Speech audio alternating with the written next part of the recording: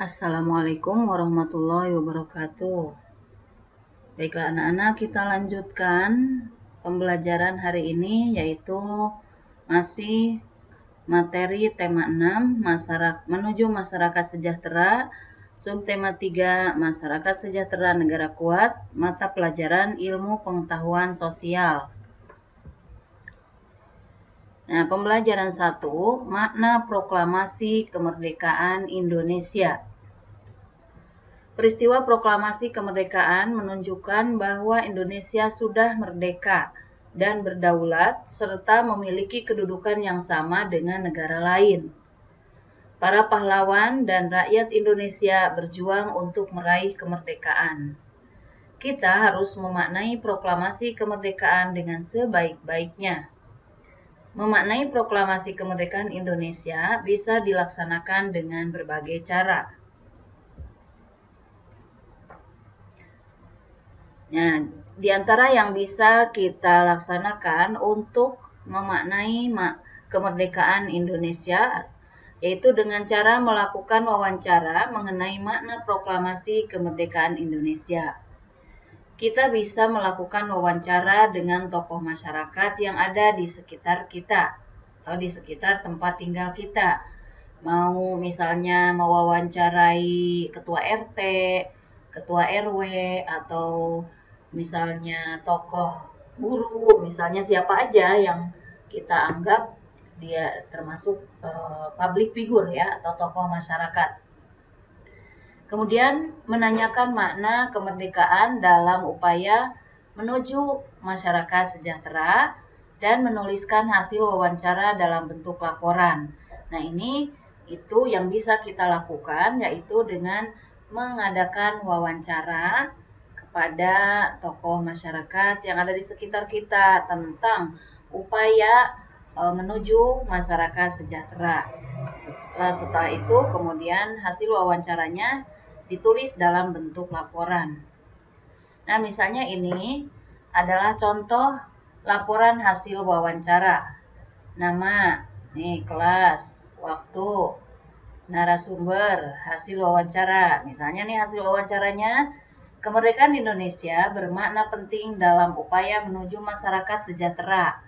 Setelah merdeka, Indonesia mempunyai kewenangan untuk menuju masyarakat yang sejahtera. Salah satu upaya yang dilakukan adalah mengelola sumber daya ekonomi secara mandiri. Kita juga bisa mengelola sumber daya alam yang ada di lingkungan. Misalnya, kita bisa mengelola tanah yang ada di desa. Tanah diolah agar subur sehingga bisa ditanami komoditas pangan seperti buah dan sayur. Hasil panen buah dan sayur dapat dijual sehingga bisa meningkatkan perekonomian masyarakat. Kita juga bisa mengelola sumber daya manusia dengan mengadakan pelatihan keterampilan. Misalnya, pemerintah setempat mengundang narasumber untuk melatih keterampilan ekonomi kreatif untuk masyarakat. Dengan pelatihan tersebut diharapkan masyarakat mampu mendirikan usaha sendiri hingga dapat membuka lapangan pekerjaan. Nah, ini adalah contoh daripada hasil wawancara terhadap seorang tokoh. Selanjutnya, upaya mewujudkan kehidupan yang sejahtera. Di dalam pembukaan Undang-Undang Dasar 1945, tercantum tujuan negara Indonesia, diantaranya adalah memajukan kesejahteraan umum. Ini ada di dalam pembukaan Undang-Undang Dasar 1945 yang sering kalian dengar pada saat upacara bendera pada hari Ahad ya. Kalau di sini hari Ahad, kalau di Indonesia itu pada hari Senin. Memajukan kesejahteraan umum dapat diwujudkan melalui pembangunan nasional. Pembangunan nasional merupakan upaya pemerintah yang terus-menerus dilakukan untuk mencapai kehidupan bangsa Indonesia yang sejahtera. Pembangunan nasional merupakan tanggung jawab pemerintah, akan tetapi tentunya rakyat pun harus mendukung pembangunan tersebut. Dukungan yang diberikan rakyat dapat berupa persatuan antar masyarakat. Persatuan yang kuat akan menciptakan kerukunan sehingga pembangunan pun dapat berjalan dengan lancar. Upaya mewujudkan kehidupan yang sejahtera, ya, tujuannya tadi tujuan daripada negara Indonesia yang tercantum di dalam pembukaan Undang-Undang Dasar 1945 itu adalah untuk memajukan kesejahteraan umum. Nah, di antara cara yang bisa dilakukan untuk memajukan kesejahteraan umum ini bisa dilakukan dengan cara meningkatkan pendapatan rakyat. Nah, bagaimana cara meningkatkan pendapatan rakyat? Ini adalah tanggung jawab dari pemerintah untuk menciptakan lapangan kerja, atau pihak-pihak swasta juga bisa menciptakan lapangan kerja yang memfasilitasi para tenaga kerja yang terutama yang masih menganggur ya. Jadi bagaimana caranya supaya pendapatan masyarakat bisa meningkat? Penyediaan sarana pendidikan dan kesehatan yang memadai. Nah, ini penyediaan sarana pendidikan untuk meningkatkan kualitas sumber daya manusia. Tentunya ini fasilitas pendidikan harus disediakan. Selain fasilitas-fasilitas, misalnya dalam bentuk bangunan sekolah atau yang lainnya, ini juga harus disediakan apa? Adanya pemberian beasiswa pendidikan kepada pelajar Indonesia. Kenapa? Karena banyak di antara para pelajar Indonesia yang memiliki IQ yang tinggi atau mereka yang memiliki kecerdasan ya, memiliki kecerdasan tapi tidak mempunyai biaya untuk melanjutkan sekolahnya.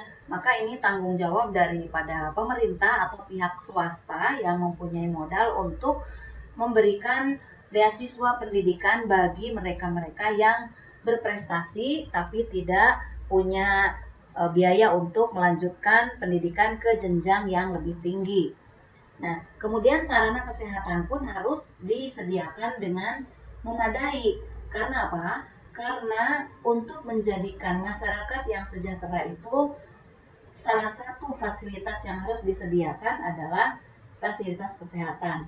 Jadi fasilitas kesehatan ini tidak hanya disediakan untuk orang-orang yang mampu datang ke rumah sakit dan untuk membayar biaya kesehatannya, akan tetapi harus disediakan pula buat mereka-mereka yang tidak mampu, kemudian mereka sakit dan untuk membayar pengobatannya harus dibantu oleh pihak pemerintah ataupun swasta ya.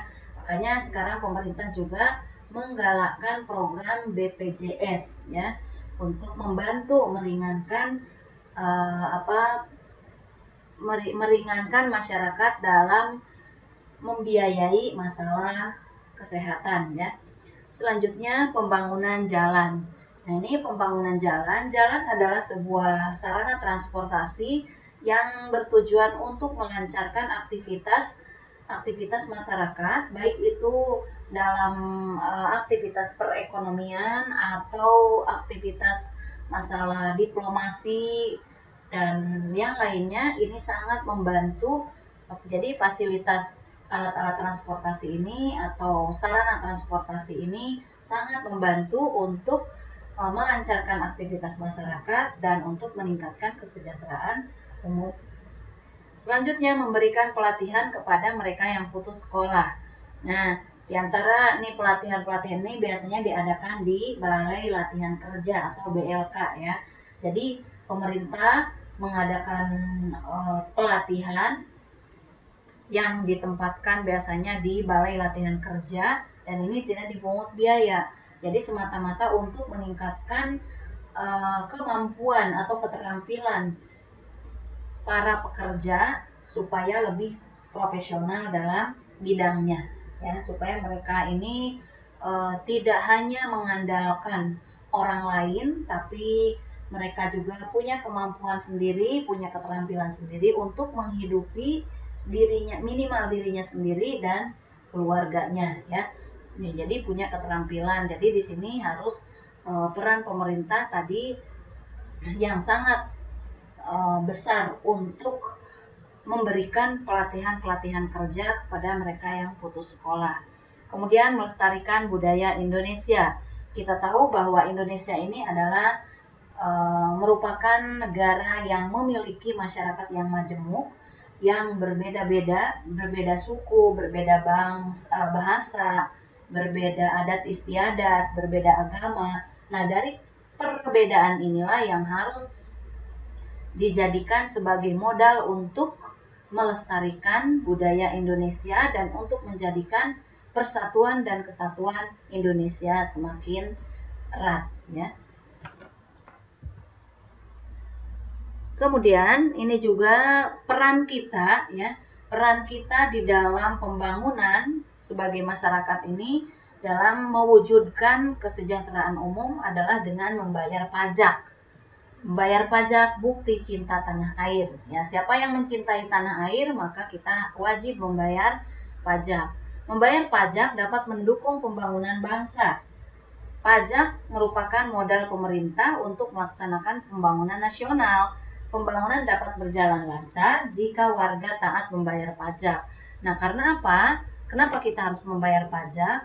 Nah, pemerintah itu melaksanakan pembangunan nasional, dananya atau sumber dananya salah satunya adalah dari pajak yang dibayarkan oleh masyarakat, baik itu pajak bumi dan bangunan, pajak penghasilan, kemudian pajak misalnya dari perusahaan-perusahaan, ya, pabrik-pabrik, dari segi perdagangan, dari ekspor impor dan lain sebagainya. Ini adalah sumber dana untuk pembangunan nasional. Jadi salah satunya adalah dari membayar pajak. Maka kalau kita tidak mau membayar pajak, berarti kita tidak mendukung terhadap pembangunan nasional.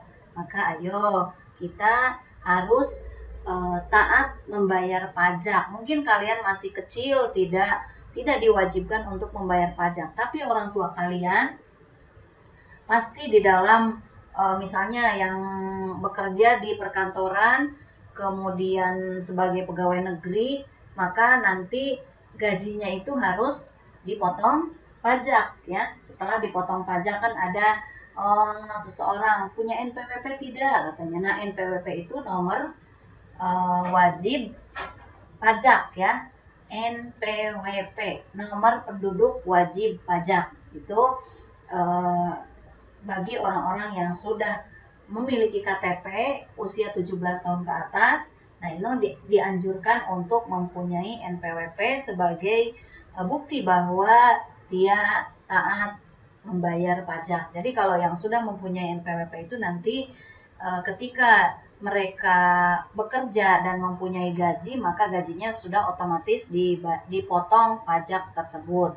Kemudian kita juga tahu bahwa ketika kita berbelanja, itu, ya, ketika berbelanja seperti di sini juga, ya, yang dulunya tidak ada pajak, sekarang ada pajak. Kalau di Indonesia sudah dari dulu, ya, sudah dari dulu itu kita berbelanja di supermarket itu pasti di situ ada potongan pajak sekian, ya, atau penambahan membayar pajaknya sekian. Kalau di sini baru tahun ini saja kita membayar pajak pembelian barang, ya, pajak untuk membeli barang kita misalnya 15% kalau di sini, ya, kita misalnya belanja 100 real, maka membayar pajaknya 15 real, jadi 115 rupiah. Itu ketentuan membayar pajak di sini. Nah, hampir di seluruh negara juga diberikan atau diwajibkan warga negaranya untuk membayar pajak.